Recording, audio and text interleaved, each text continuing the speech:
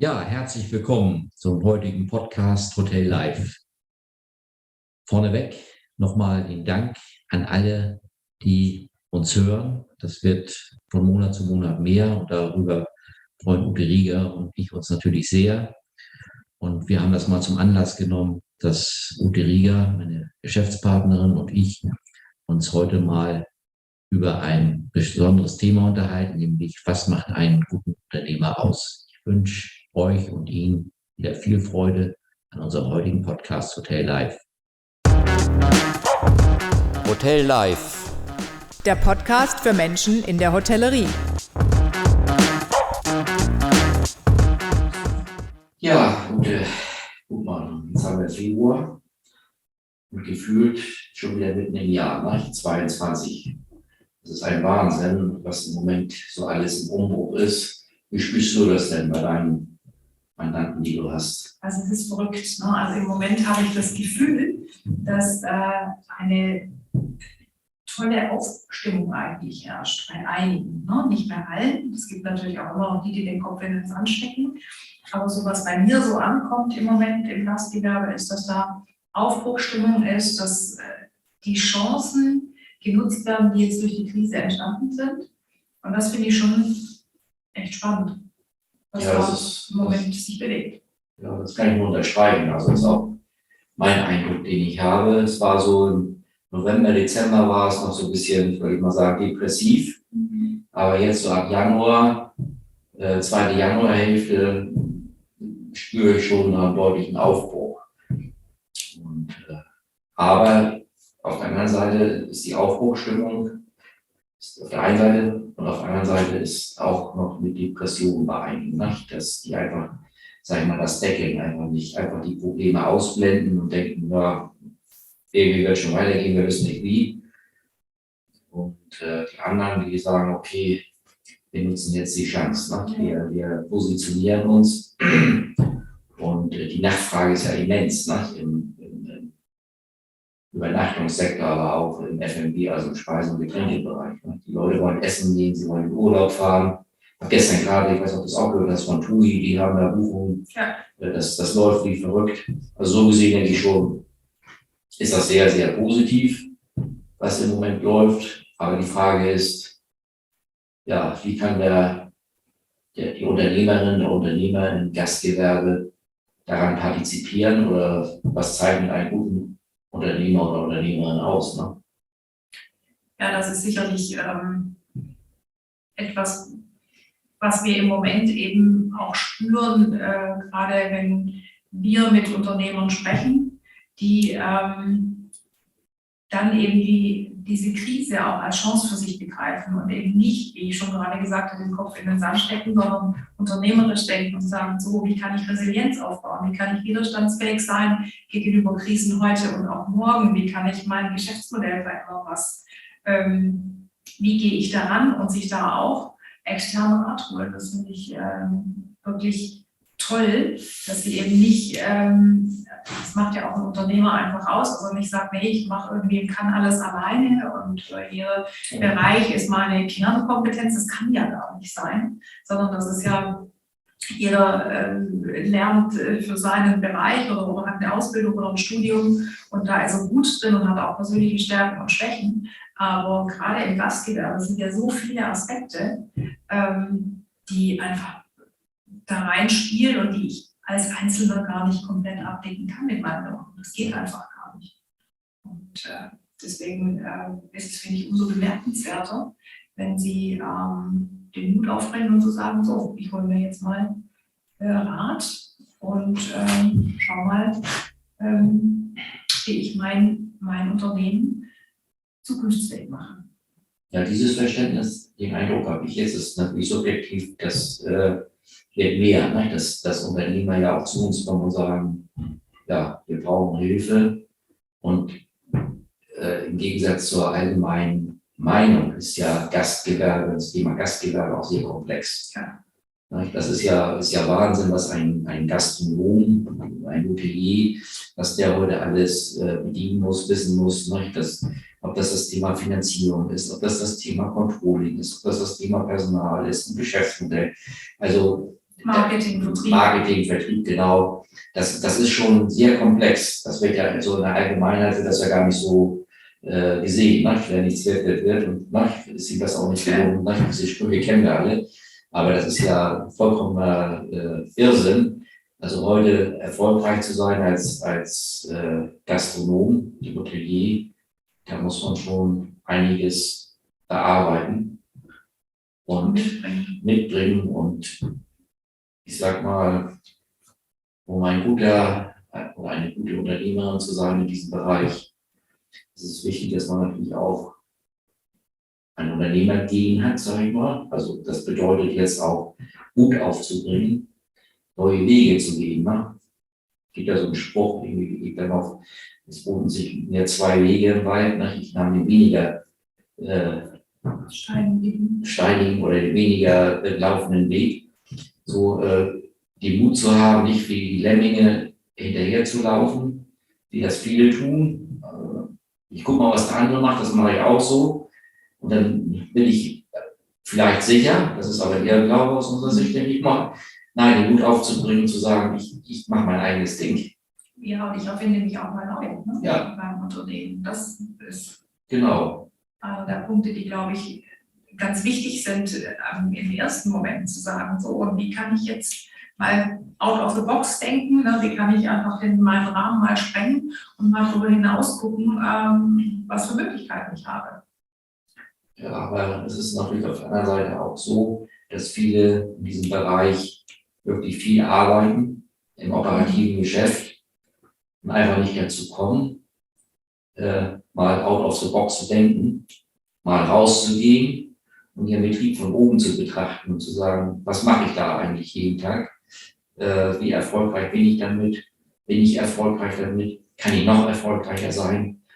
Oder habe ich Probleme, die ich noch gar nicht erkenne? Also meine Wahrnehmung ist die, dass Unternehmer, viele Unternehmerinnen und Unternehmer in diesem Bereich, wenn sie Probleme haben, die oft ausblenden. Ja, sie nehmen so eine Opferrolle manchmal ein oder blenden das aus oder sagen, ich kann es sowieso nicht ändern, ich kriege keine Mitarbeiter, was soll ich denn tun? Es ist alles schlecht und ja, das Geschäft, ich kriege keine höhere Auslastung in meinen Zimmern, weil das Wetter schlecht ist oder weil wir jetzt die Pandemie haben und ja. Also ich denke, das ist zum einen tatsächlich, wie du sagst, dieses Ausblenden und zum anderen auch manchmal das gar nicht erkennen können, weil dem Hotelier oder dem Gastronomen die Zeit gar nicht bleibt, weil er mit so vielen Alltagsproblemen beschäftigt ist. Wie kriege ich neue Mitarbeiter oder wie kann ich das Kostenmanagement optimal steuern? Wie mache ich meine Gäste glücklich? Dass oft für strategische Überlegungen oder konzeptionelle Überlegungen gar kein Raum bleibt, keine Zeit bleibt und ja, man ist abends müde, wenn man dann irgendwann nach so einem langen Tag ins Bett fällt und vergisst dabei eigentlich seine unternehmerische Verantwortung auch. Das ist eigentlich dramatisch. Und da muss man eben Mut mitbringen, man muss resilient sein, man muss versuchen, das Geschäftsmodell, was man hat, permanent weiterzuentwickeln.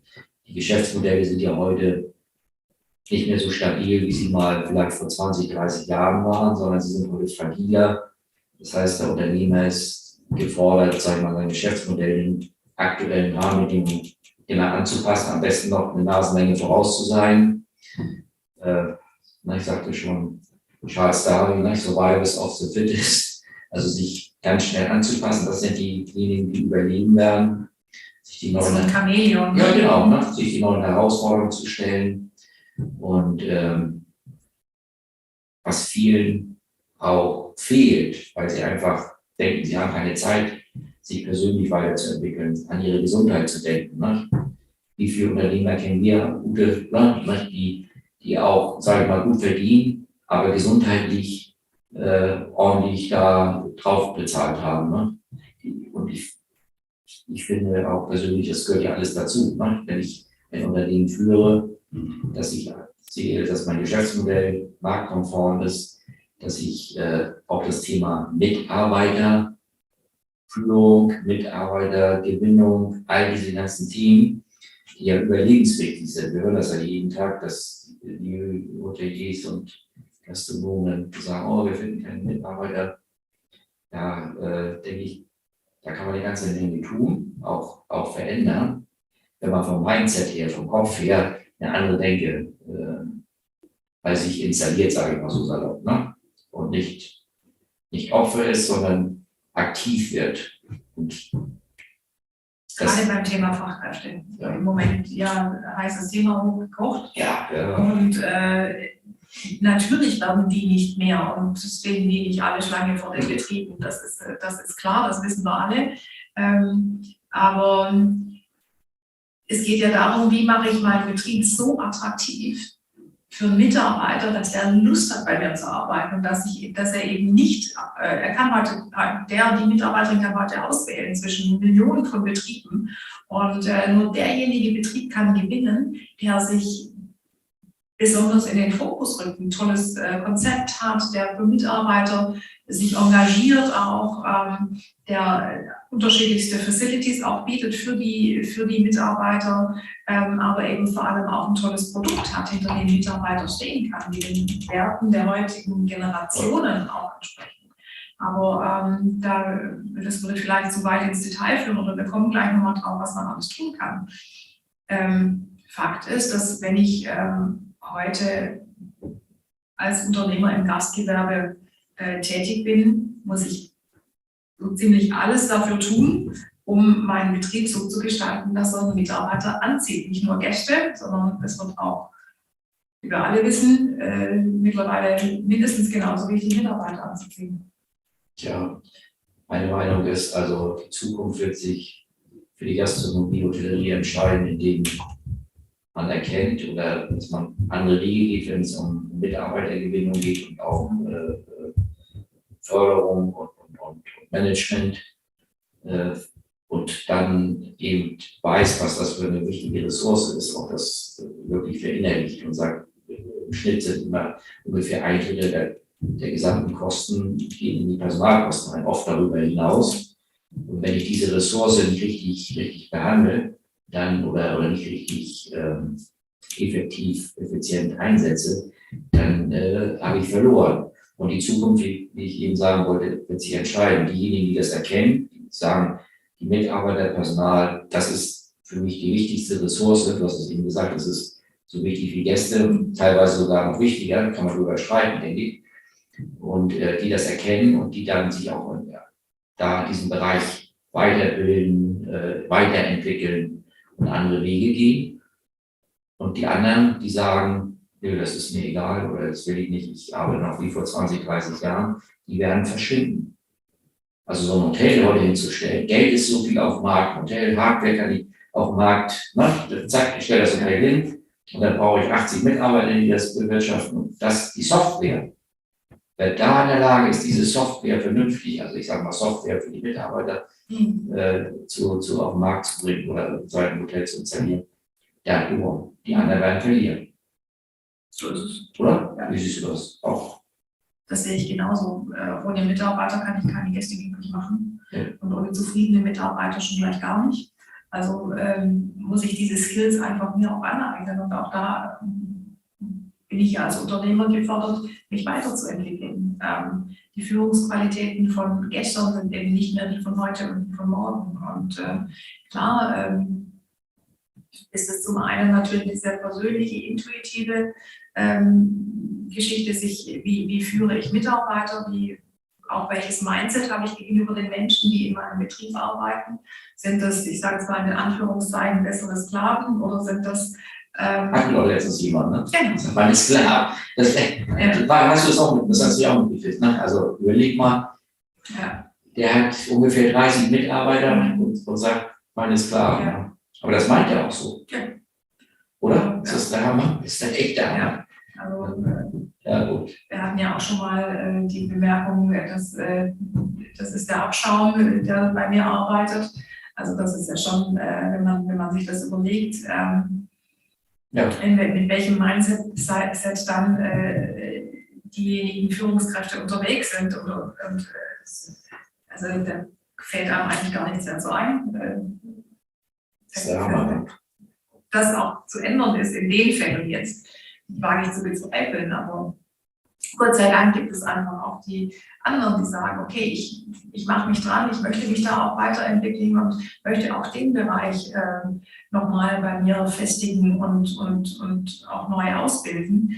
Wie ich ja vorhin schon gesagt habe, die Qualifikationen, die ich als Gastronom oder Hotelier brauche, sind ja so breit, dass ich nicht alles beherrschen kann. Und deswegen muss ich mich auf die Kernfragen eben konzentrieren und das andere eben entweder abgeben, mich beraten lassen.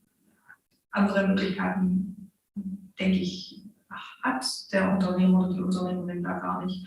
Selbst wir sind ja auch so, dass wir sagen, obwohl wir eigentlich das Gastgewerbe beraten, dass wir für unser Unternehmen, zum Beispiel was Kommunikation anbelangt, uns auch jemanden ins Boot holen und uns da Experten reinholen, die uns da von außen einfach mal reflektieren und uns da mit Rat und Tat zur Seite stehen. Ich weiß nicht, wie viel Tausend von Euro ich jedes Jahr ausgebe für meine Fortbildung. Ja. Das bringt auch Spaß. Ja. Das ist gut investiertes Geld. Ja.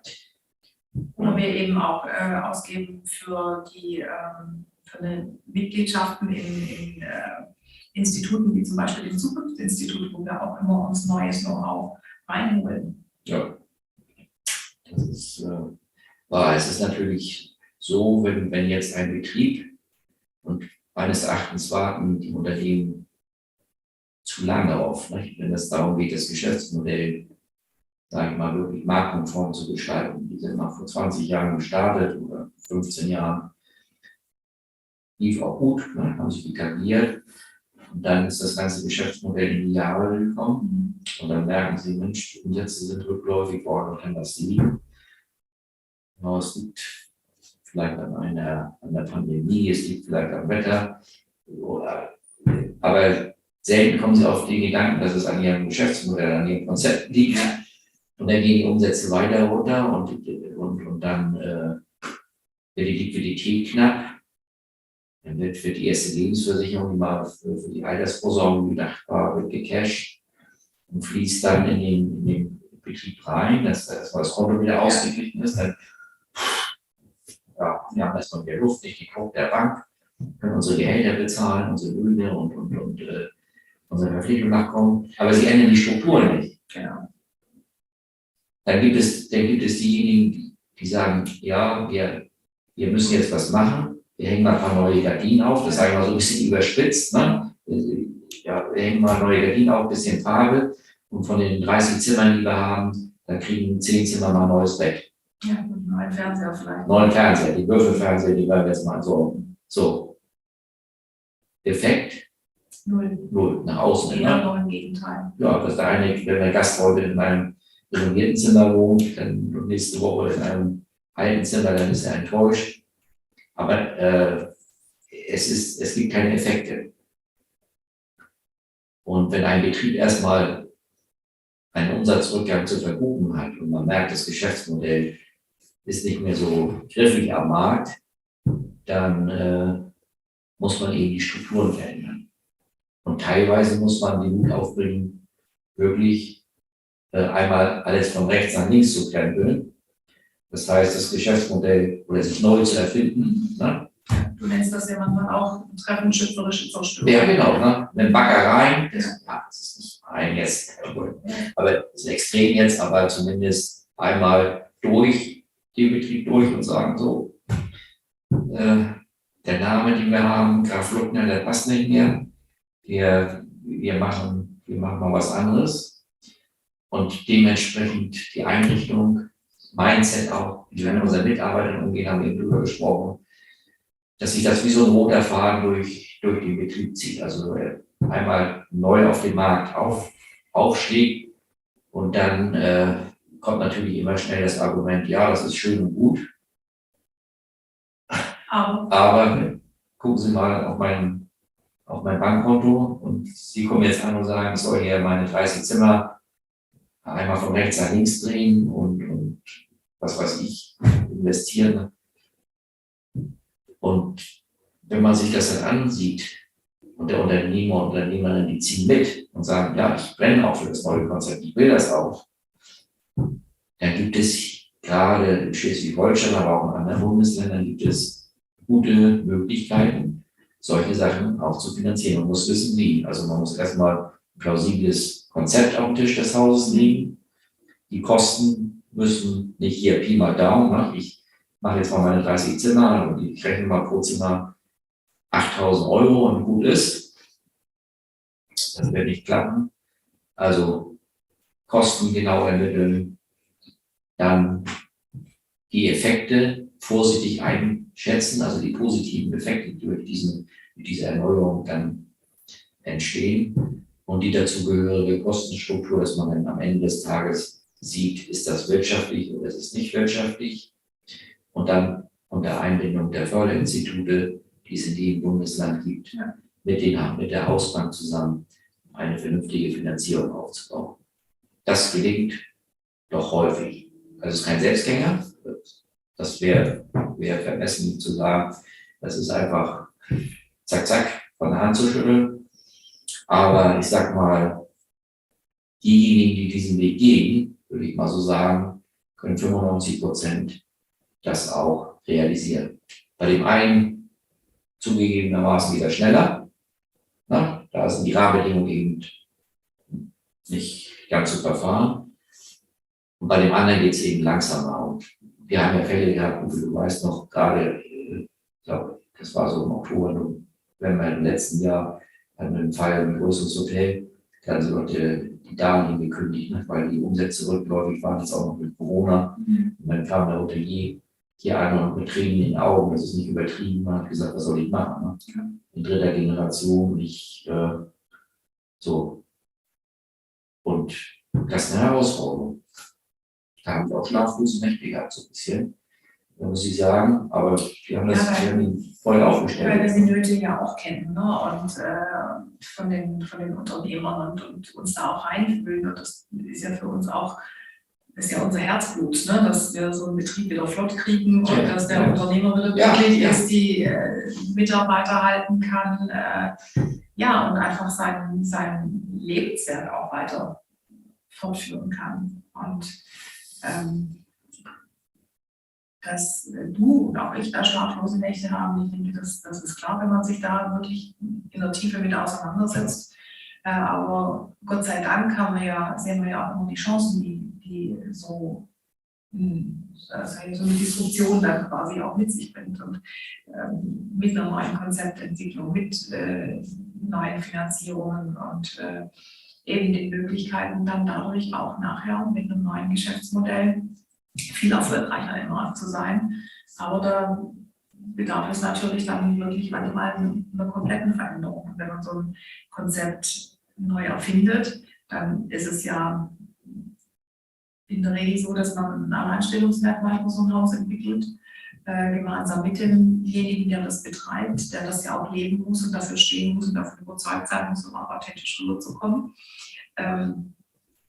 Das ist ja erstmal das Entscheidende. Dann gibt das ja den roten Faden auch für alle Entscheidungen im Betrieb. Egal, ob es ist, welches Mobiliar werde ich haben, welche Infrastruktur brauche ich in meinem Betrieb, wie spreche ich mit dem Gast, wie wird die Kommunikation nach außen sein, ist es was Lässiges, ist es was eher Anspruchsvolleres oder.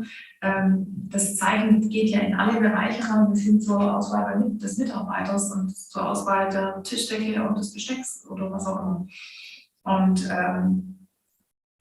wenn diese Hausaufgabe gemacht ist, dann wissen wir beide und die entsprechende Finanzstruktur aufgebaut ist und Kostenstruktur, dass das dann im Regelfall, wenn man sich da wirklich auch fokussiert auf eine ganz enge Zielgruppe, über sein Alleinstellungsmerkmal durch die Decke geht, weil einfach die Gäste heute viel individuellere Produkte haben wollen. Das sehen wir ja an den ganzen Megatrends, die nächsten 10, 20, 30 Jahre die Gesellschaft prägen, dass Individualität einer der wesentlichen Megatrends ist, die uns begleiten werden in nächster Zeit. Neben natürlich Neoökologie, Gesundheit und Sicherheit. Aber da gilt es aus meiner Sicht, sich da auch manchmal, sagen wir mal ganz gerne, mal zu schütteln und zu gucken, wie kann ich mich neu erfinden in so einer Krisensituation. Egal ob jetzt Corona oder eine andere. Und was mich halt total freut im Moment ist, dass so eine Aufbruchstimmung da ist.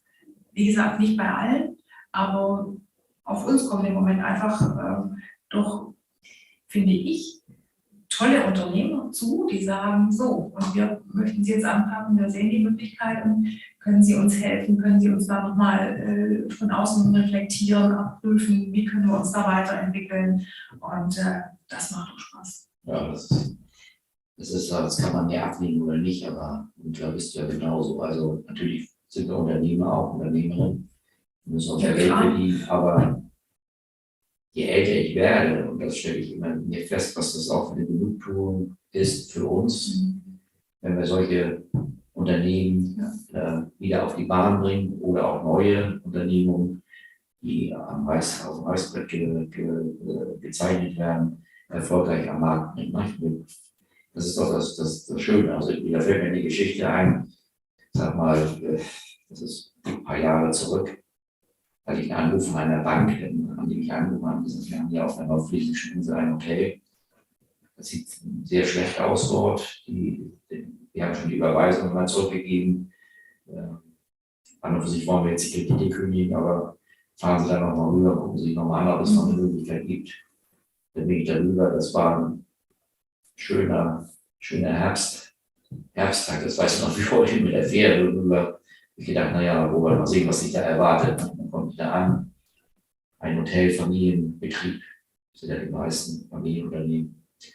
Dann sitzt da das Ehepaar im Gastraum, so die Sonne schien da so rein, und der kleine Junge von denen, die hatten 3 Kinder, der kam mit dem Bobbycar da angefahren, ne? Und dann habe ich gesagt, die Frau, wir können nicht mehr.